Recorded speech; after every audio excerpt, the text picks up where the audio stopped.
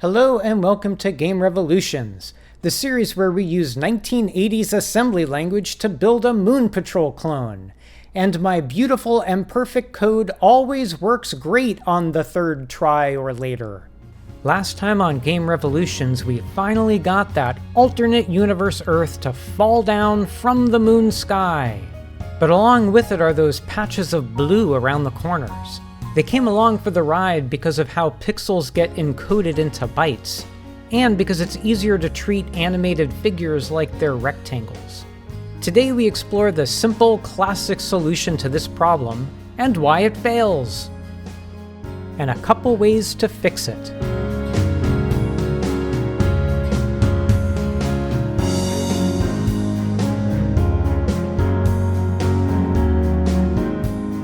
One of my favorite examples of animating a masked figure is in Sailor Man, the great Popeye clone by the great Chris Latham. When we punch Bluto, oops, sorry, for copyright reasons he's actually called Big Fat Bad Guy, watch as he cleanly flies through different colors across different corners of the screen. No bubble of background surrounds him, no flashing, just beautiful, clean animation. If we controlled drawing at the level of individual pixels, we could just redraw the Earth's pixels moving down each frame, and that blue business wouldn't bother us. In fact, my original attempt at this game in high school included a pset subroutine. This mimicked BASIC's command to set individual pixels to whatever color you like. The problem? It is super slow when you call it over and over and over again. Recall that in the display mode we're using, each byte encodes 4 pixels, with each pixel represented by a pattern of 2 bits. Since there are 4 possible patterns of 2 bits, that gives us 4 colors to choose from for each pixel. The 6809 processor is great at reading and writing entire bytes, but manipulating individual bits requires a lot of logical bitwise operations, which can add up in terms of time spent. So right now the Earth drawing code operates at the level of a byte. In fact, with stack blasting, it's reading and writing 5 bytes at a time. Very fast, but also pretty ugly. These are the actual bits used to draw the rectangle containing the Earth. In fact, when I look at this without my glasses, it blurs it just enough that I can actually kinda make out the Earth upside down, which makes sense because this is stack blast ready. But what we need is a way to describe which bits of each byte are actually for drawing the Earth, and which bits to ignore and make transparent, in this case the corners, so that whatever is on the screen underneath them can shine through. It's the Bitmask to the rescue! Here, the 1s indicate that the corresponding Earth bits should be drawn, with 0s indicating transparency. I'll refer to this as a draw mask, because 1s indicate what parts of the figure to draw. You could just as easily use this mask. Here the bit meanings are reversed. I call this the clear mask, as 0s tell us what parts of the background to remove to make room for the figure. And in fact, this is the one I'm going to use. Indeed, I'm already using this exact approach during the car crash sequence, to animate the pieces of the car flying up the screen with these 3 lines of code. The A register starts off with the byte on the screen. I first AND it with that bit mask. That will clear all the bits that I want to fill in with the piece of the car. And that's exactly what this next instruction does. I OR the result with the actual bits of the car piece. And then finally the resulting byte gets drawn back onto the screen. Pause the video now if you'd like to think about why this approach won't work for the Earth. I'll give you a hint. Think about the pixels around the figure that we're trying to make transparent, and think about the bit patterns for each color. Well, here's what happens. Notice the weird red that sometimes appears and sometimes doesn't, and notice that the blue has not gone away. The problem happens not when we AND the screen with the clear mask. This is doing a good thing. It's zeroing out all the pixels that we want to fill in with the figure.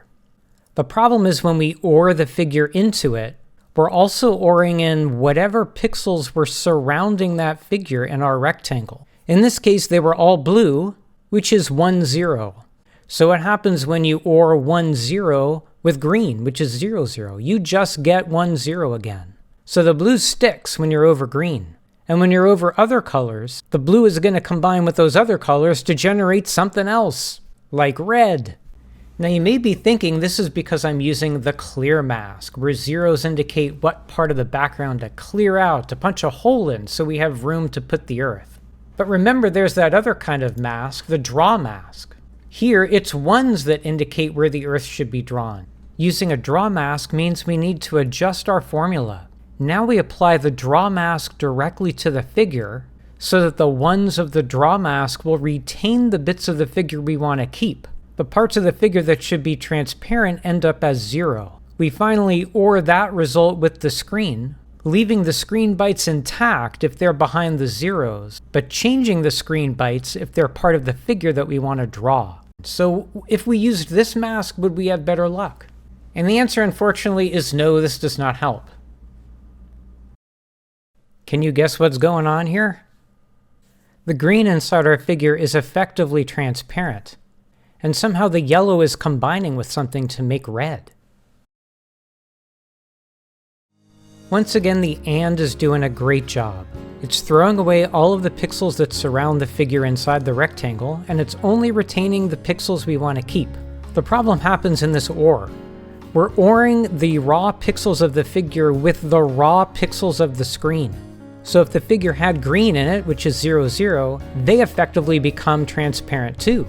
And if the figure has some other color, that's just going to get directly ORed with whatever color is on the screen and combine into something else. One possible solution is to somehow combine these two formulas into one. This way we smartly poke out parts of the screen to prepare it to be filled in with parts of the figure. But we also poke out those surrounding pixels around the figure's rectangle so they don't accidentally get combined into the screen. This way we're ORing together only the pixels we want to keep from the screen and only the pixels we want to keep from the figure. As you can see, this more generalized approach works great. Let's check out the code to see how this works in practice. We grab our byte from the screen and put it in the A register. We AND it with the clear mask, and then we store that intermediate result onto the stack. We now take the complement of the clear mask, so it's a draw mask, and that with a byte from the earth, and finally OR that result with what we had stored on the stack. But oh my gosh, there are so many operations that we had to do on each and every byte. Luckily, there is a smarter way to go about this.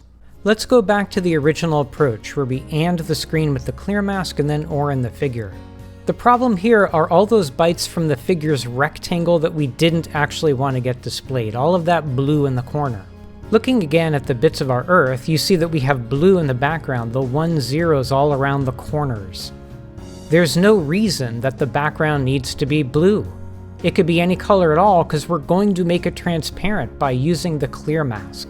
So why not just make them all 0? Now the right side of this OR is already prepared for us.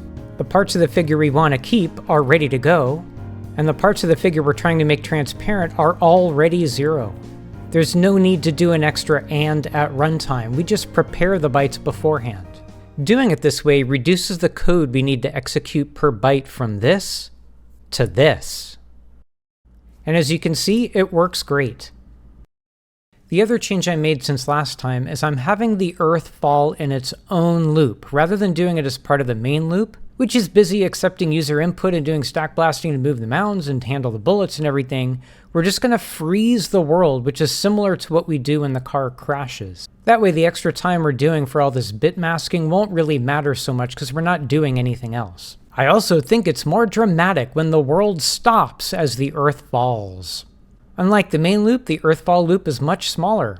Our countdown tells us if we're ready to move the earth another pixel during this frame. If so, we move the earth. And then we do the 3 phases of drawing so it appears in its new location. And this code at the top handles switching between buffers and waiting for vsync. And once the earth has fallen down, then we go to the car crash explosion main loop.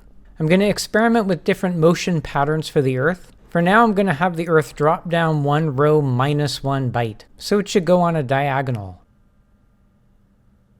Wow, okay. Okay, yeah, alright, so I do need to improve my detection that the Earth has hit the ground. Apparently that Earth just continued to fall through memory until bad stuff happened. And obviously that angle is not quite what I want. Okay, angle's a bit better. Still going very fast, and I really shouldn't be wrapping around.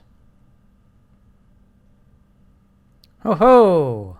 Okay! It shouldn't keep on repeating that, but that looked pretty good.